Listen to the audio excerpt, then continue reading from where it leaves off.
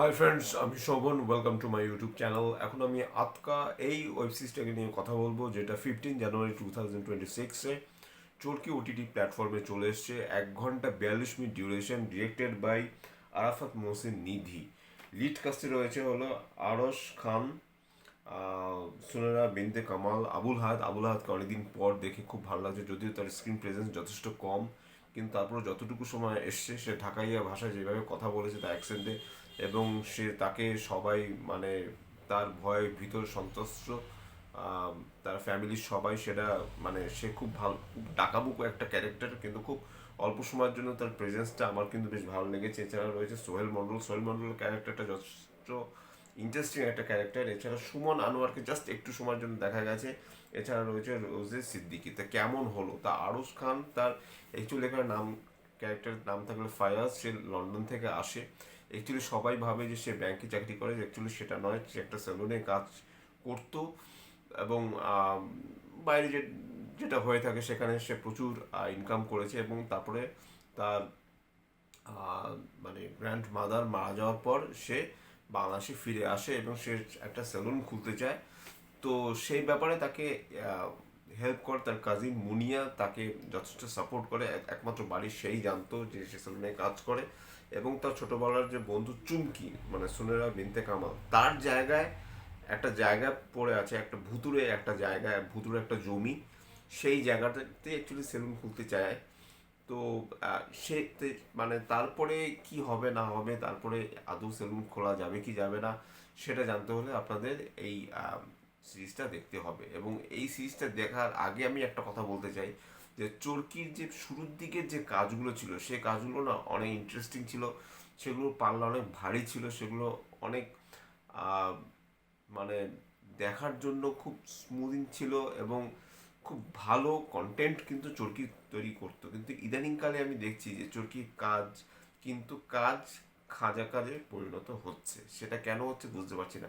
এটার যে জনরাটা, সেটা একটা হরর কমেডি জনরা। এখানে কমেডি কিন্তু আছে, নেই বললে ভুল হবে, কিন্তু সেরকম কমেডি পেলাম না। আচ্ছা, হররের যে পোর্শনটা, সেটা তো প্রায় নেই বললেই চলে। হরর বলতে যে হরর কমেডিতে কিন্তু হরর পোর্শনের কিন্তু একটা ভাগ থাকে, মানে সেটা জাস্ট কাঁপিয়ে দেওয়ার মতো কিছু একটা ব্যাপার থাকে, এখানে সেই ব্যাপারটা একদমই নেই। আহ, এখানে সোহেল মন্ডলের যে ক্যারেক্টারটা, সেই ক্যারেক্টারটা আমি এখানে স্পয়লার দিতে চাইছি এই কারণে সেই অ্যাকচুয়ালি মানে ভূতের ক্যারেক্টারটা সে এখানে প্লে করে, কিন্তু তারপরেও সে তাকে দেখে কখনোই মানে ভূতুরে ব্যাপার মনে হয় না।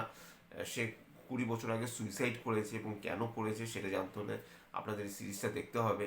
কিন্তু তারপর আমি বলবো যে এই সিরিজটাকে যেভাবে নিয়ে গেছে, হ্যাঁ, আরশ খানের অভিনয় আমার ভালো লেগেছে।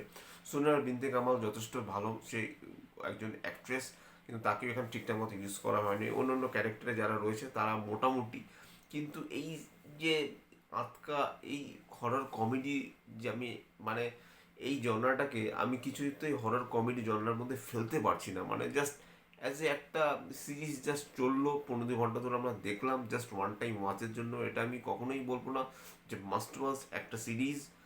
এবং সিরিজটা সেভাবে যেভাবে শেষ করা হলো, তাতে বোঝাই যাচ্ছে যে এর একটা সিজন 2 আসছে, সেটা একদম শেষে গিয়ে বোঝা গেল।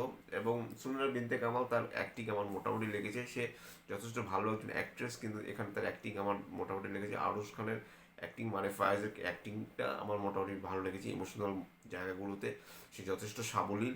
আবুল আর ছাড়া আর মোটামুটি কাস্টিংয়ে যারা রয়েছে তারা মোটামুটি জাস্ট অ্যাভারেজ পারফর্ম করেছে। কিন্তু আমি একটা জিনিস বুঝে উঠতে পারছি না, যে চরকির কিন্তু এরকম কাজ দেখে আমার কোথাও গিয়ে মনে হচ্ছে যে আমরা ইউটিউবে হয়তো বা একটা জাস্ট নর্মাল যে নাটকগুলো ইউটিউবে হয়ে থাকে, যে নাটকগুলো লোকে হুড় করে দেখে, সেগুলো ফ্যামিলি ওরিয়েন্টেড হয় বেশি। সেখানে অনেক সময় ড্রামার পোর্শনগুলো বা অন্যান্য পোর্শনগুলো অনেক সময় ভালো মন্দ মিশিয়ে থাকে। সেখানেও অনেক সময় একটা মেসেজ দেওয়া হয়ে থাকে নাটকের শেষে।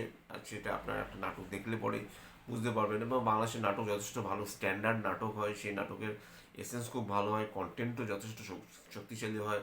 যারা অভিনয় করে, অভিনেতা অভিনেত্রী, তারাও বেশ ভালো অভিনয় করে। ইমোশনাল সিন বলুন বা অন্যান্য আহ, যে ড্রামা পোর্শন বলুন বা কমেডি নাটকগুলো থেকে শুরু করে মোশাররফ করিম, চঞ্চল চৌধুরী অনেকদিন ধরে অভিনয় করছে। তারপর তো আফরান নিশো, অপূর্ব, এর তো রয়েছে মেহজাবিন চৌধুরী থেকে শুরু করে জওয়া হাসান, অনেকেই নাটক করেছেন। তো এবং এখানেও ঠিক অ্যাজ ইট ইজ এরকম আমার মনে হচ্ছে যেন একটা ইউটিউবের একটা নাটক দেখছি, মানে চরকির যে একটা ভালো একটা কাজ দেখছি সেটা কখনোই মনে হচ্ছে না। আমি একটু হতাশ, কারণ চরকি থেকে এরকম কাজ আমি খুব একটা এক্সপেক্ট করিনি। আমি আশা করেছিলাম যে আতকাটা অ্যাটলিস্ট একটা অন্যরকম একটা ভাইব এনে দেবে। ট্রেলারটা কিন্তু বেশ ইন্টারেস্টিং ছিল, কিন্তু সেভাবে কিন্তু এই সিরিজটা কিন্তু সেভাবে আমার মন ছুঁতে পারেনি। অ্যাটলিস্ট আমার কিন্তু অতটা ভালো লাগেনি আমি যতটা আশা নিয়ে দেখতে বসেছিলাম। এখানে আরশ খানের অ্যাক্টিং ছাড়া পজিটিভ দিক বলতে প্রায় কিছুই প্রায় নেই। আর একটা হরর কমেডি একদমই হয়নি, জমেনি। অ্যাটলিস্ট যেভাবে ভয় দেখানো হচ্ছিল, মানে বড্ড বোকা বোকা লাগছিল, ভালো হয়নি। অ্যাটলিস্ট আমার ভালো লাগেনি। চরকি যেরকম কাজ এসে থাকে সেই তুলনায় এই কাজটা অনেকটাই কিন্তু উইক। তো যাই হোক, এটাই ছিল আতকা সিরিজের রিভিউ। যদি আমার চ্যানেলটা সিজন 1-এর রিভিউ, যদি আমার চ্যানেলটা ভালো লাগে থাকে, লাইক শেয়ার কমেন্ট এবং সাবস্ক্রাইব করতে ভুলবেন না। আমার চ্যানেলকে ইনস্টাগ্রামের লিঙ্ক, ফেসবুকের লিঙ্ক এবং ইউটিউবের লিঙ্ক আমার ডিসক্রিপশন বক্সে দিয়ে দেওয়া রয়েছে, সেখান থেকে আপনারা আমাকে কমেন্ট করতে পারেন। আর আতকা যারা দেখেছেন তাদের কেমন লাগলো দেখে আমাকে কমেন্ট বক্সে অবশ্যই লিখে জানাবেন। Till then stay tuned, tata, love you, bye bye and good night.